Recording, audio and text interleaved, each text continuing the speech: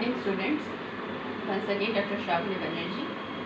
और आज आपका टॉपिक है क्लास 10 का third chapter, democracy and diversity. जैसे कि आप सभी जानते हैं, democracy is a form of government of the people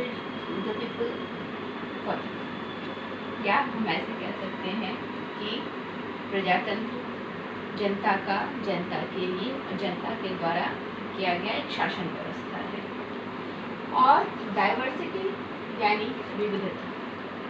democracy तभी सक्सेसफुल हो सकती है जब उसमें रहने वाले सभी डाइवर्स सोशल ग्रुप्स को इक्वल रिप्रेजेंटेशन मिले। तो आज के टाइम पीरियड में हम देखते हैं कि ये डाइवर्जन का जो प्रॉब्लम है वो काफ़ी हद तक ख़त्म हो चुका है। लेकिन कभी ऐसा भी टाइम पीरियड था जब डिस्क्रिमिनेशंस बहुत ज़्यादा थे। तो आज का ये टॉपिक को हम 3 सेगमेंट्स में डिवाइड करेंगे। सबसे पहले हम लोग एग्जाम्पल लेंगे कि किस तरह से सिविल राइट्स मूवमेंट जो अमेरिका में हुआ उसको हवा मिली। दूसरा हम लोग देखेंगे कि सोशल डिफरेंसेस का ओरिजिन कैसे होता है।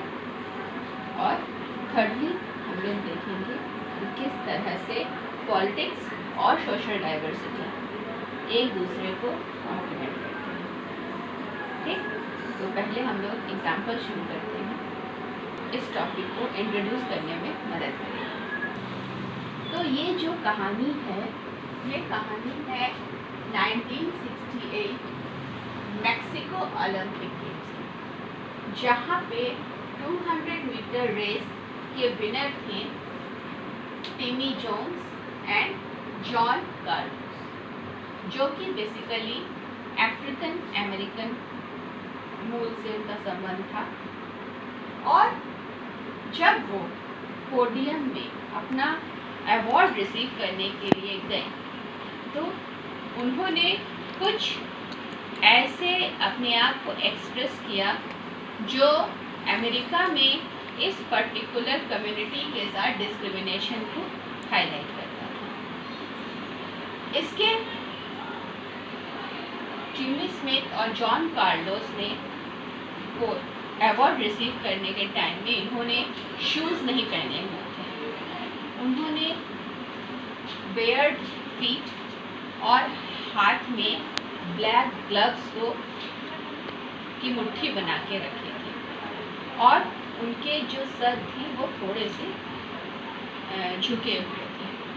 तो ये जो उनका पोस्चर था ये इंडिकेट करता था उनकी गरीबी,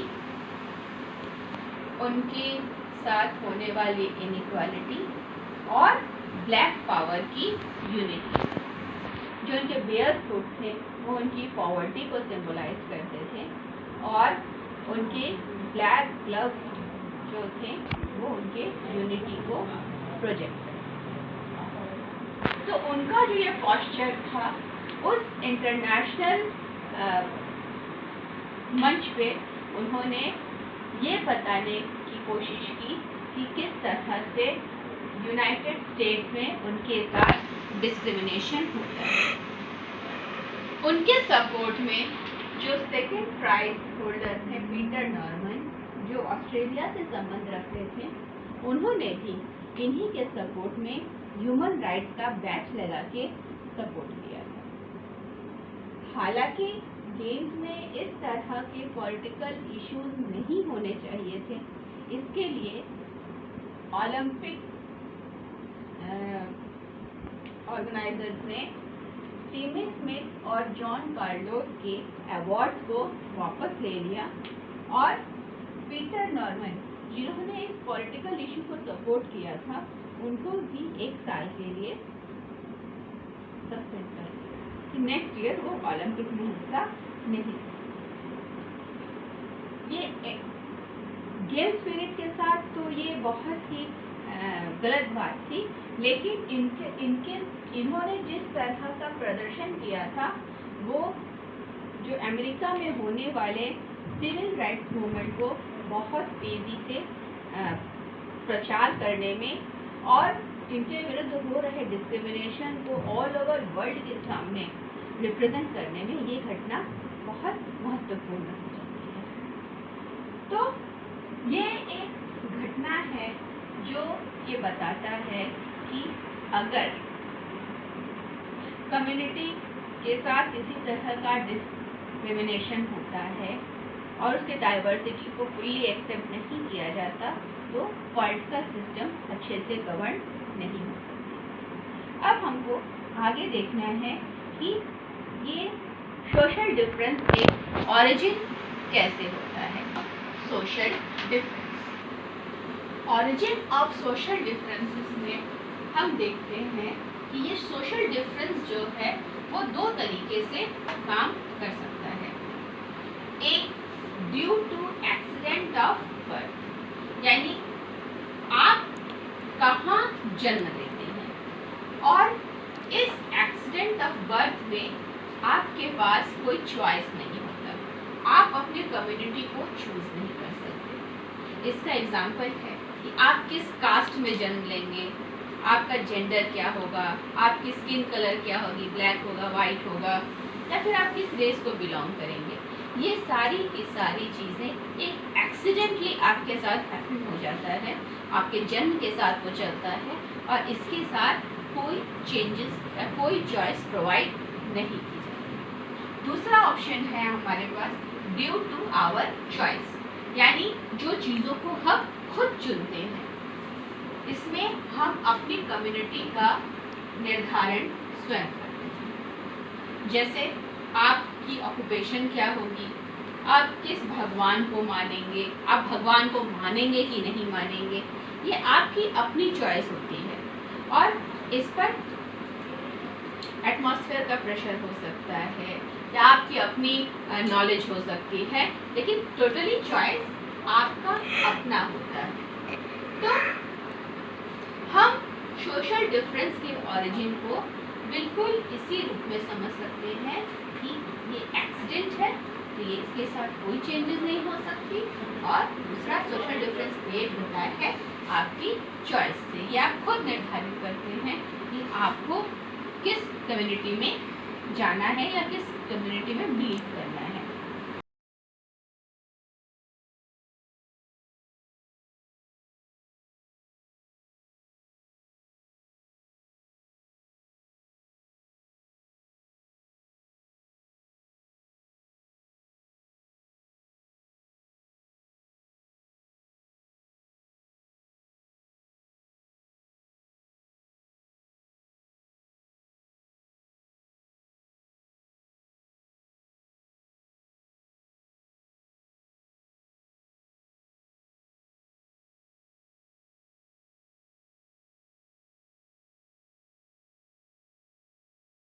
इसको हम ऐसे भी समझ सकते हैं कि जो एक्सीडेंट ऑफ बर्थ है उसको एग्जाम्पल में अगर हम वापस मैक्सिको ओलंपिक का एग्जाम्पल देखें तो टिनी और जॉन कार्लोस दोनों एफ्रो अमेरिकन थे जो एक्सीडेंट ऑफ बर्थ यानी उनके जन्म पर उनका कोई अधिकार नहीं था, तो वो उस रूप में अपने आप को एक सोशल डिवीजन के कैटेगरी में लेके गए थे।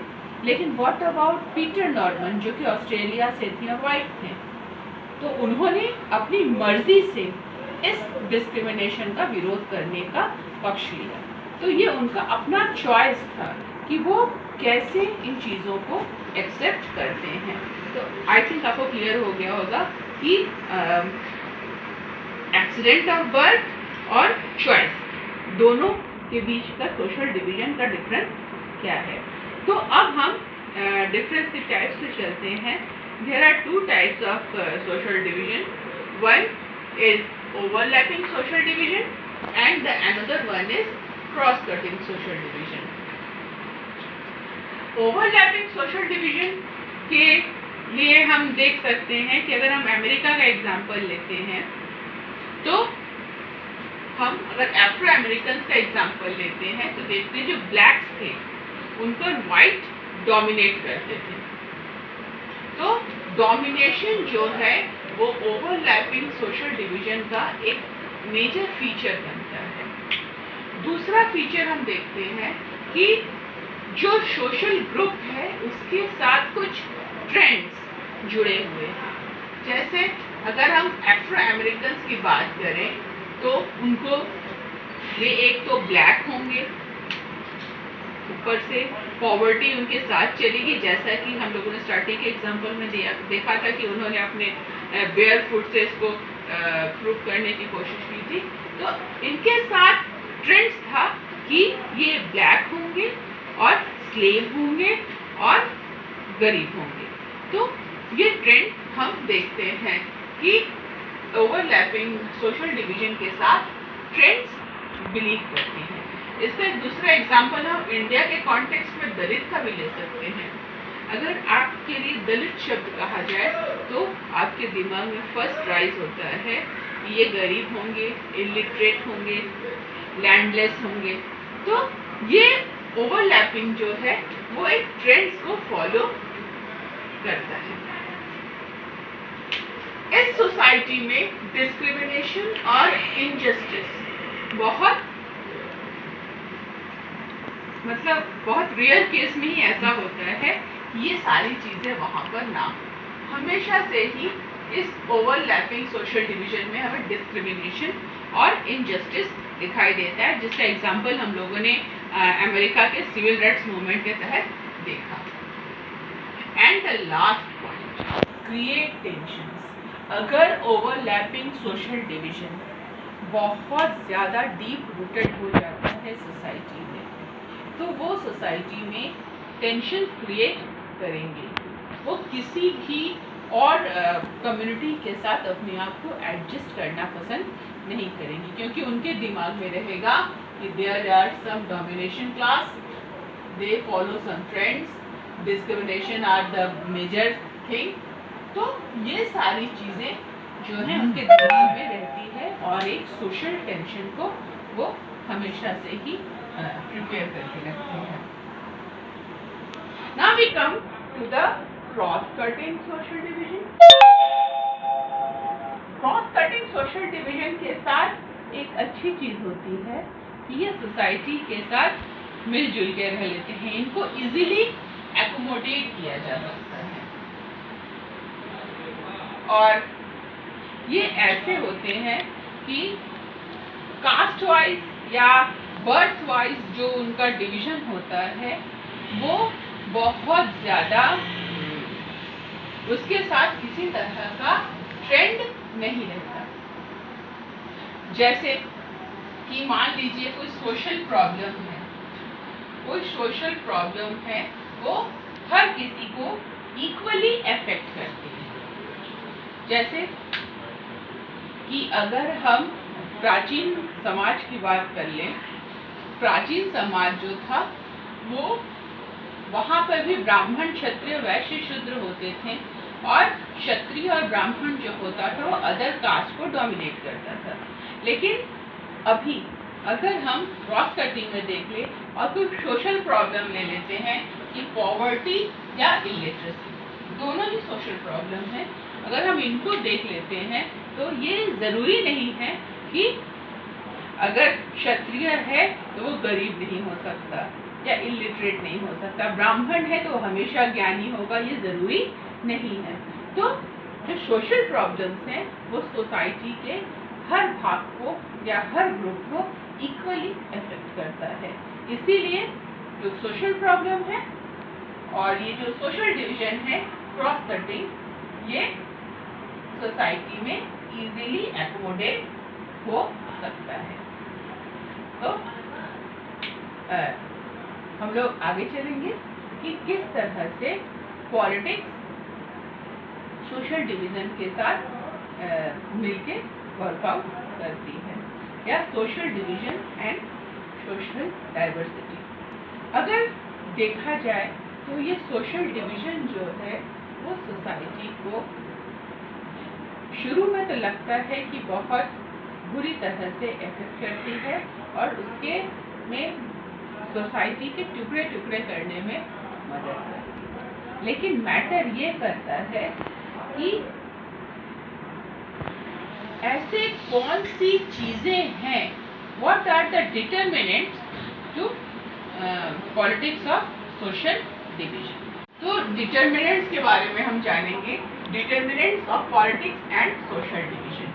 कि पॉलिटिक्स, सोशल डिवीजन को पॉलिटिक्स के माध्यम से चलाने के लिए या उसको सुनिश्चित करने के लिए कौन से 3 डिटर्मिनेंट्स हो सकते हैं, जिसमें सबसे पहले आता है रोल ऑफ आइडेंटिटी, यानी कि जो सिटीजन्स हैं वो अपने आप को किस रूप में आइडेंटिफाई करते हैं। क्या वो अपने आप को एक यूपी वाले, बिहार वाले, बंगाल वालों की तरह आइडेंटिफाई करते हैं, या फिर as a whole nation Indians के रूप में खुद को आइडेंटिफाई करते हैं। तो अगर उनका आइडेंटिफिकेशन एज अ नेशन होगा तो वहाँ पर सोशल डिवीजन में जो क्लैशेस हैं वो हमें नहीं दिखाई देंगे। Number 2, role of political leaders. Political leaders का जो रोल है वो बहुत इम्पॉर्टेंट हो जाता है। अगर पॉलिटिकल लीडर्स सोशल डिवीजन को अपने वोट बैंक पॉलिटिक्स के लिए यूज करते हैं, it will be very harmful and very explosive situation. लेकिन अगर वो इनके डिमांड्स को एक डेमोक्रेटिक फॉर्म में और एक कॉन्स्टिट्यूशन के हिसाब से लोगों के सामने रखते हैं, या उनके जो इश्यूज हैं उसको राइज करते हैं, तो फिर वहाँ पर स्टेबिलिटी और बैलेंस आना स्वाभाविक हो जाएगा। And the last point is role of government. Social division को देखते हुए सरकार किस तरह की भूमिका अदा करती है।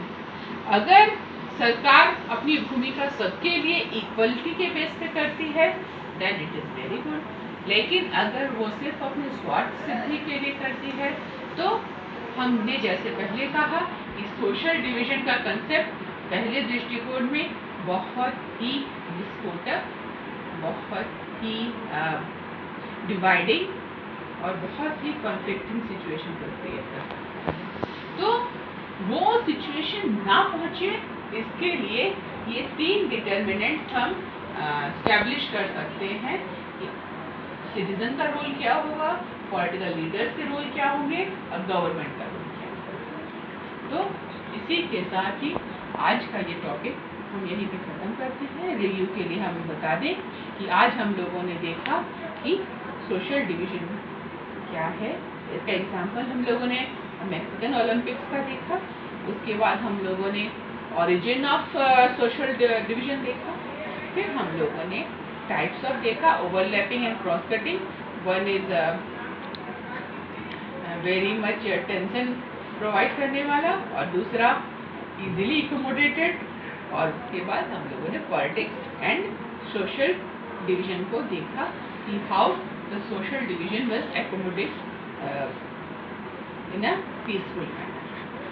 तो स्टूडेंट्स, आपको ज़रूर पसंद आएगा, हमें उम्मीद है आपको समझ में भी आ गया होगा। अगर कोई कमेंट हो तो ज़रूर बताइएगा। Thank you.